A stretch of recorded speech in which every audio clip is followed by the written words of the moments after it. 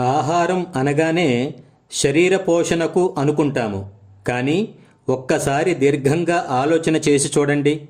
శరీరానికి మనం ఆహారం ఒక గంటో, ఒక రోజో, ఒక వారమో తీసుకోకపోతే ఏమీ కాదు.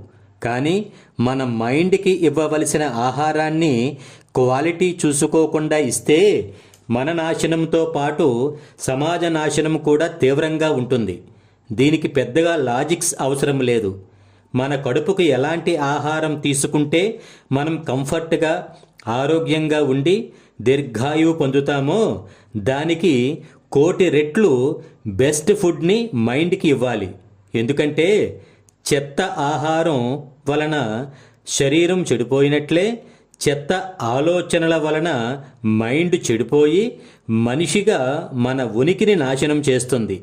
అందుకే నిరంతరం క్షమాగుణం కలిగి ఉండడం, దయాగుణం కలిగి ఉండడం, ఓర్పు కలిగి ఉండడం, ఇతరుల విషయాలలో జోక్యం చేసుకోకుండా ఉండడం, సాటి ప్రాణుల పట్ల ప్రేమ కలిగి ఉండడం లాంటి మంచి ఆహారాన్ని మైండ్కి ఇచ్చి చిరంజీవులుగా వర్ధిల్లుదాము. జై హింద్.